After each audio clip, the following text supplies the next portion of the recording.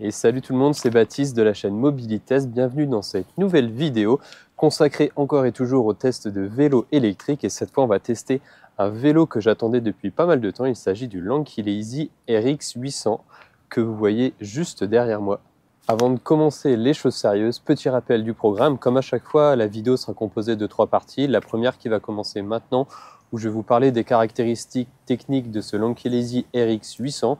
Seconde partie de la vidéo, on fera un test en fonctionnement pour voir ce que ça vaut dans des conditions réelles. Test de freinage, test d'accélération, test de vitesse, de maniabilité, etc.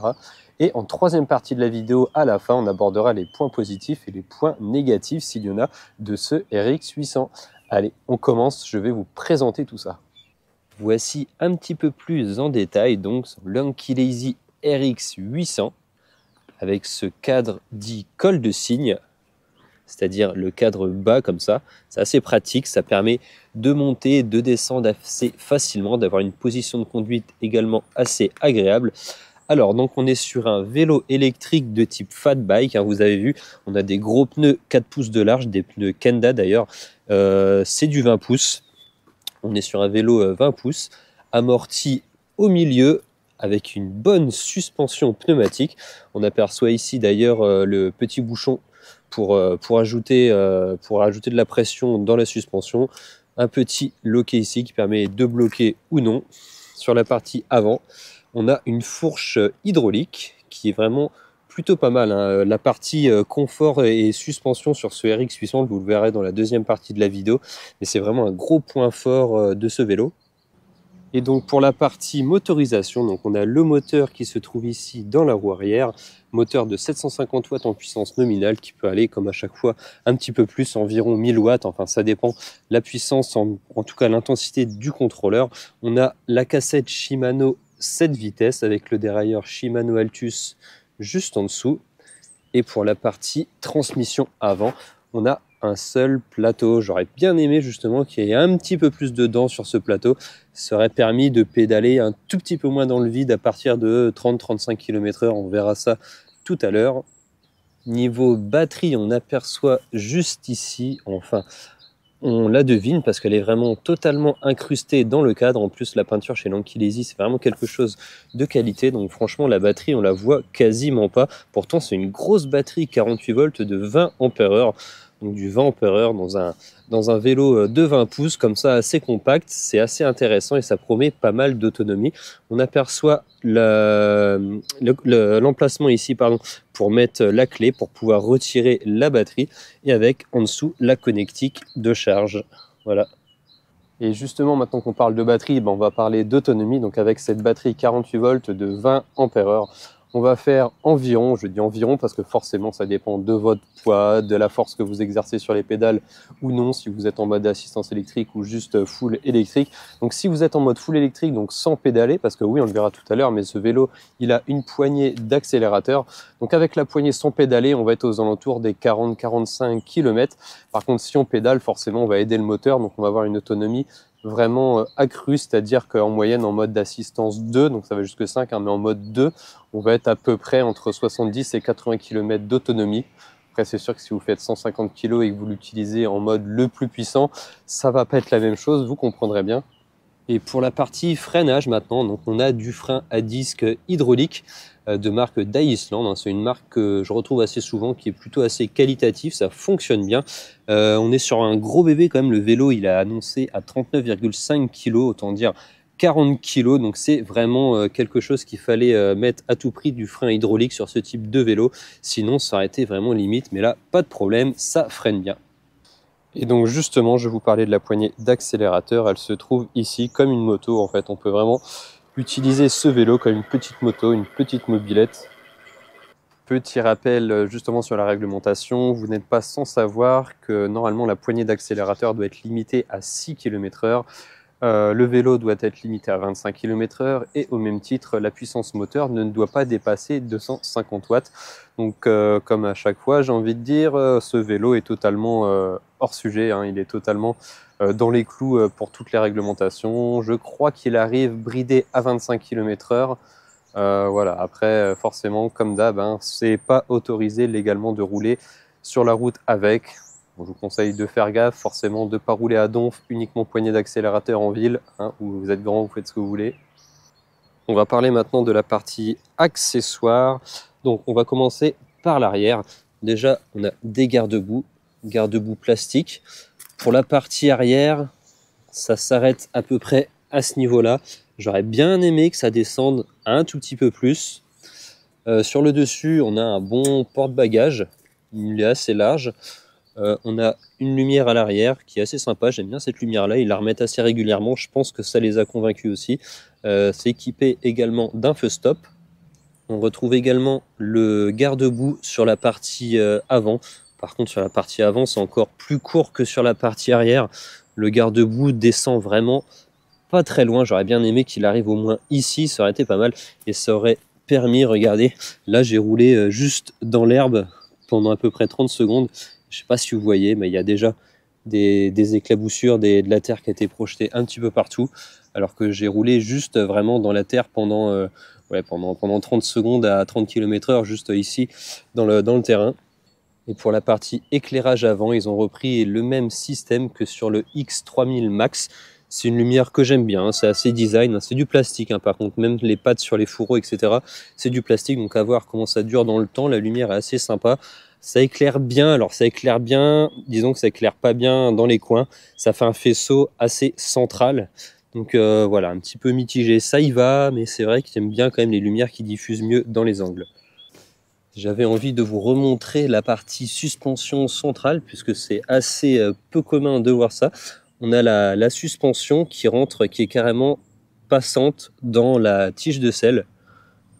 Et ils ont carrément ouvert au milieu pour faire passer la suspension. Ça fait un petit effet sympa, surtout que c'est pas très fréquent de voir une suspension de cette qualité sur un 20 pouces. Et là, vous allez voir dans le test en fonctionnement, on a vraiment une suspension au top. Et de toute façon, si ça ne vous convient pas, vu que c'est du pneumatique, vous avez juste à retirer la valve, enfin le petit capuchon, à regonfler et à mettre la pression que vous voulez en remettre ou justement en enlever. Donc là, c'est vraiment le gros avantage du pneumatique.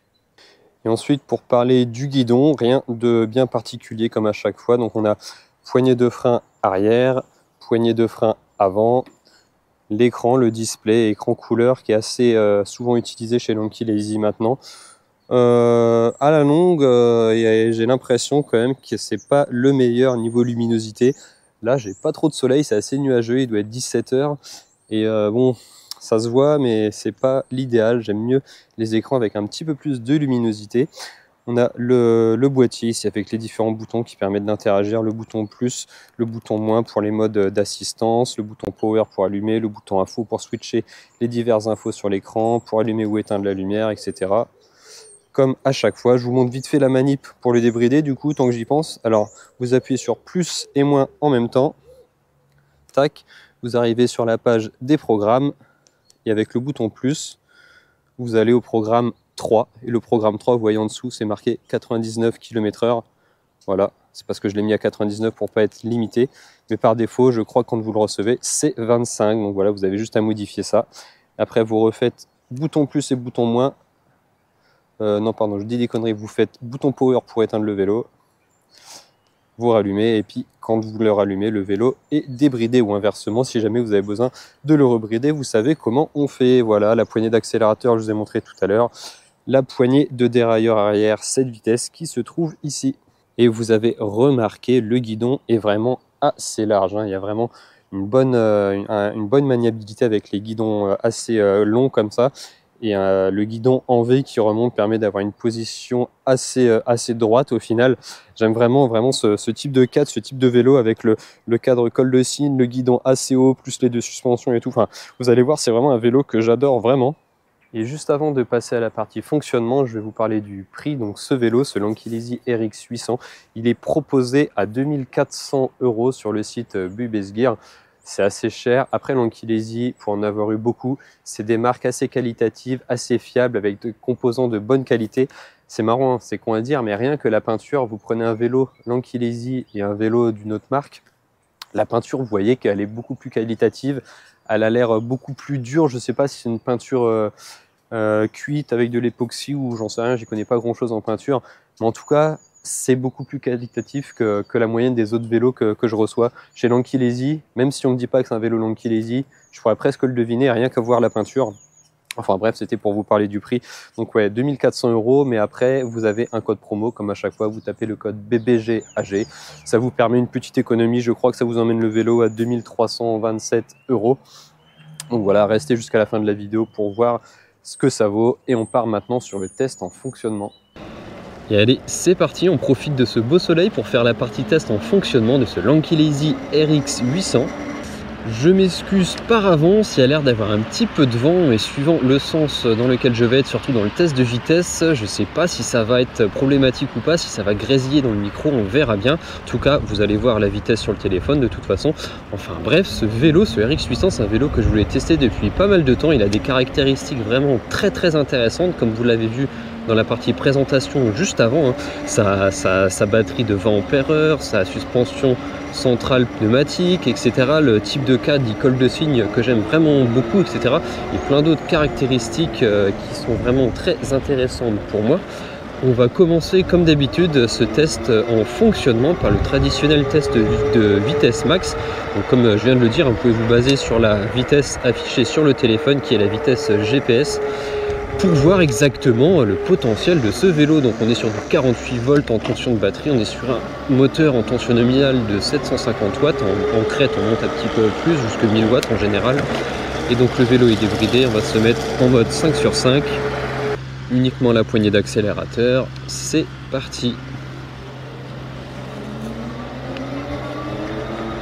La batterie est chargée à fond, voilà déjà 35 km/h. 40 km/h, 45,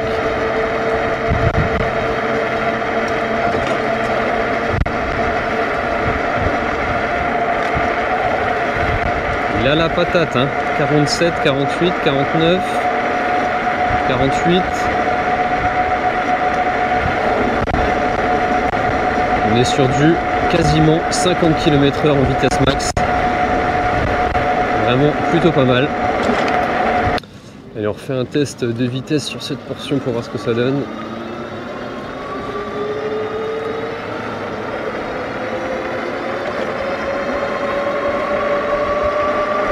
40 km/h,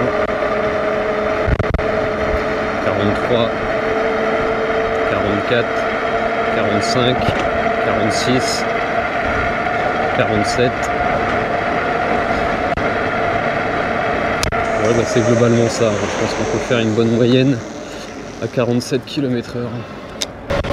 On va tester maintenant le freinage, les freins hydrauliques, voir ce que ça donne. Donc j'essaye de mettre à peu près 40 km/h et on écrase. Ça y va sans problème.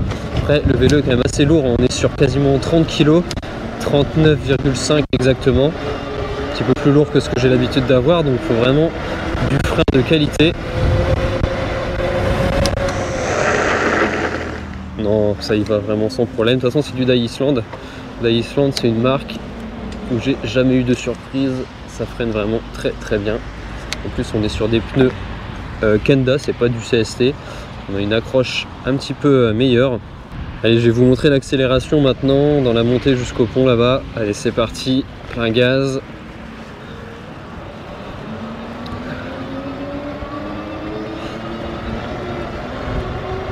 Alors j'ai déjà eu plus puissant en termes d'accélération, mais franchement c'est déjà très bien, surtout si vous n'avez pas l'habitude. Moi c'est parce que j'en teste tellement souvent des vélos électriques, bon effectivement j'ai déjà eu plus puissant. Après celui-là il a nettement d'autres atouts. Et on est quand même à 38. Ouais. On arrive à 38 km/h en haut. Donc franchement c'est quand même très bien.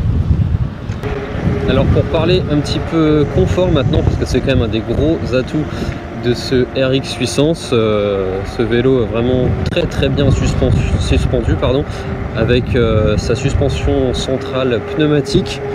C'est pas souvent que j'ai du pneumatique sous les fesses.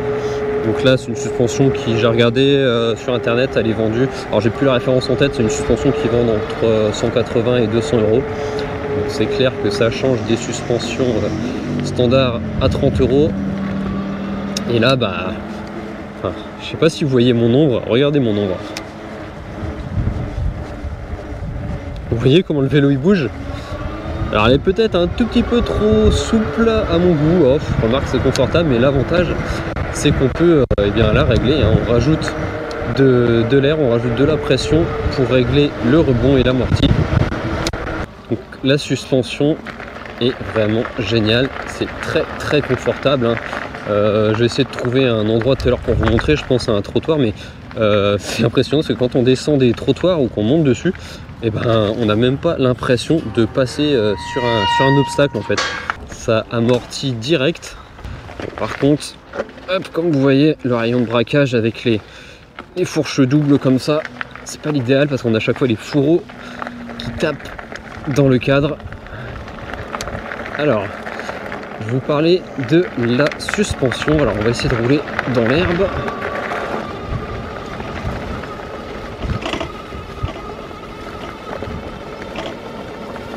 Ah, franchement, moi, j'ai même pas l'impression de rouler dans l'herbe.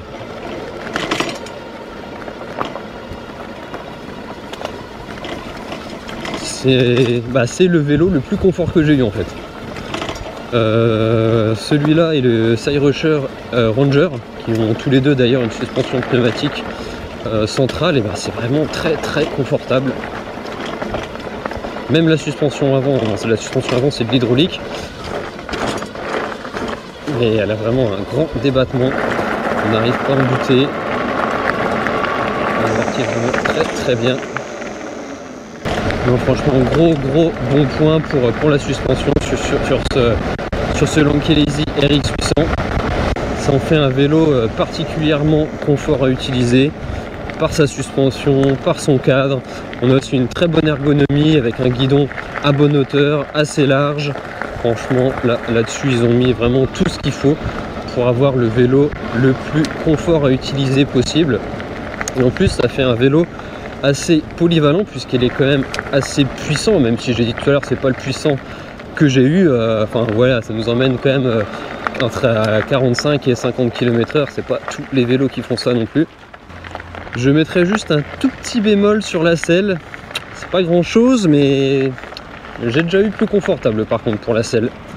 Donc personnellement, si j'en ferais mon vélo principal, je remplacerais la selle par une selle un petit peu plus confortable, un petit peu plus épaisse, avec un peu plus de souplesse, un petit peu plus moelleuse quoi, vous avez compris. Allez, parlons maintenant de l'assistance électrique, parce que c'est un vélo après tout.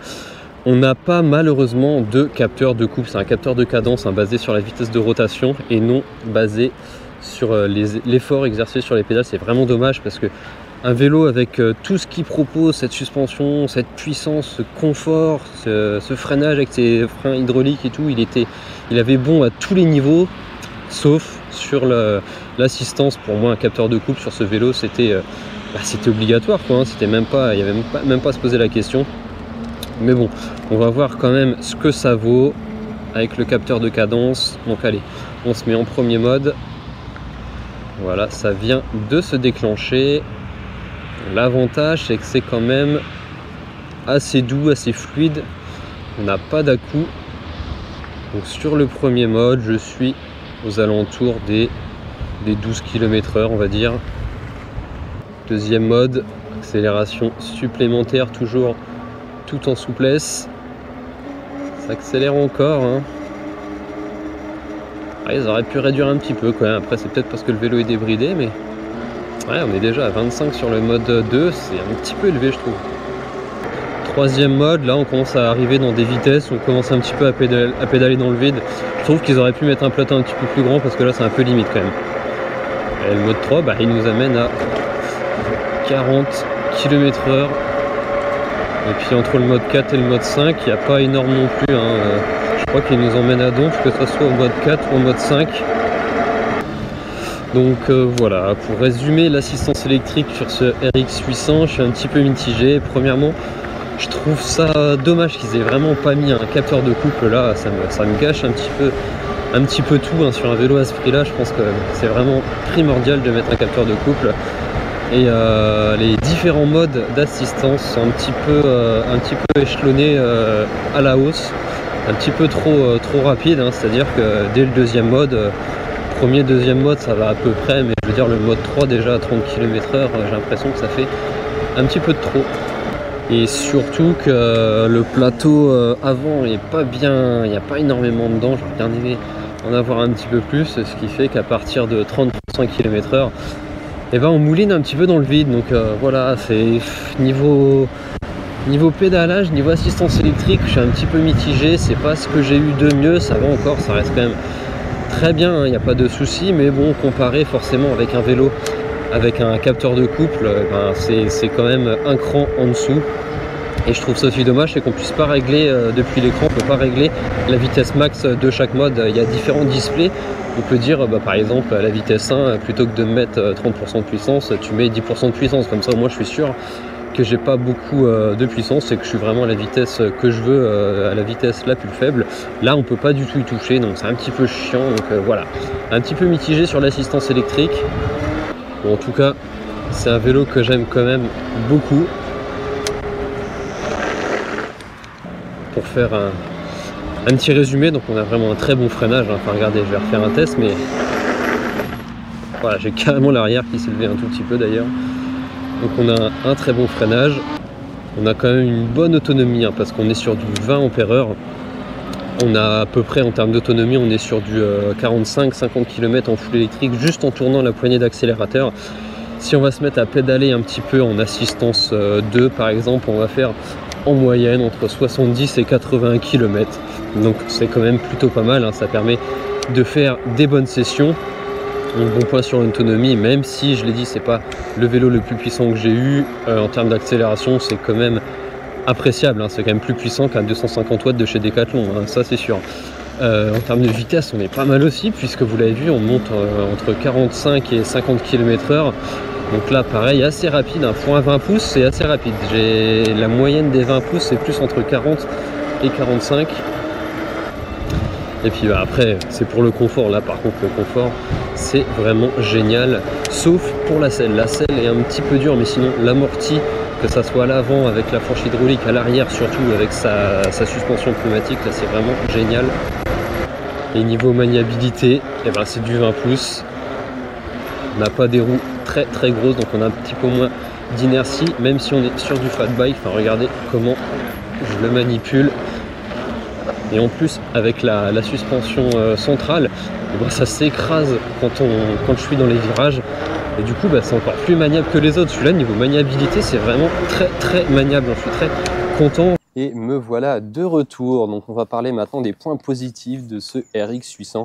Donc ce que j'ai bien aimé son confort général. C'est vraiment un des gros points forts du vélo. On parlera de la selle un petit peu dure dans les points négatifs tout à l'heure, mais sinon, d'une manière générale, on a un vélo qui est très confortable, très bonne suspension. C'est quasiment le meilleur que j'ai eu en termes d'amorti, de suspension, etc. Je suis vraiment très content. J'en ai parlé juste avant le test en fonctionnement, mais la qualité des vélos chez Lanky-Lazy, c'est un petit peu cher, mais franchement, c'est de la très bonne qualité. On va dire, on est dans du chinois haut de gamme.